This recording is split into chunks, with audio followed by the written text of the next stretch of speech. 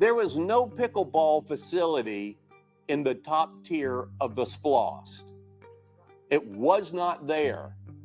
It didn't have enough interest when they asked people, and it was not a top tier project.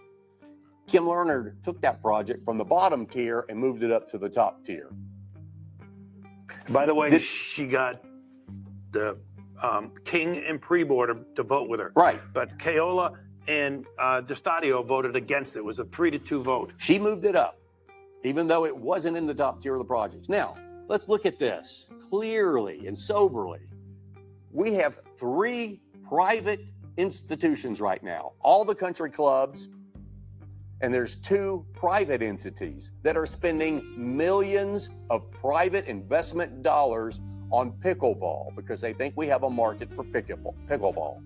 They have to pay all the fees of construction themselves. They have to get all the permits. They have to pay all the building code fees. They have to pay, marketing and advertising, everything that you normally do with a business, right? Tremendous overhead to do this. But they're doing it because they think we have a market that will help them. We are now going to build a large complex that's in competition with the private ones. We don't pay any of the fees. We don't pay any of the overhead other than construction.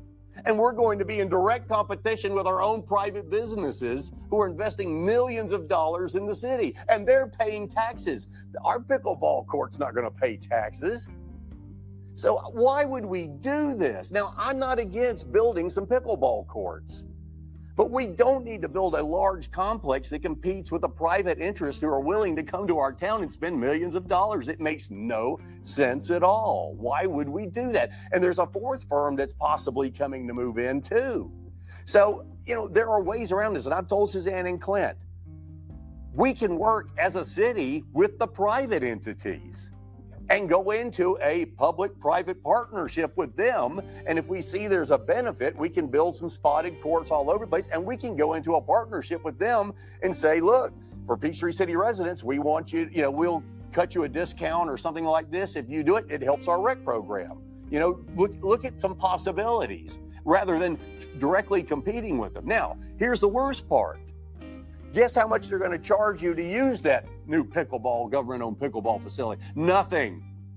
If you're a citizen. Nothing. Well, no. Kim Lerner said everybody gets to use it for free. She's wrong on that. She says everybody gets to use it for free is Kim Lerner's position. If you live in Fulton, Coweta, Spalding, Clayton, you get to use our facility for free. You don't pay a dime of taxes for it. And you get to use our facility for free. Why would we do that? And then how are they going to compete, the private firms, if we're giving them the same product for free? I mean, God, this is stupid. Why would we do this?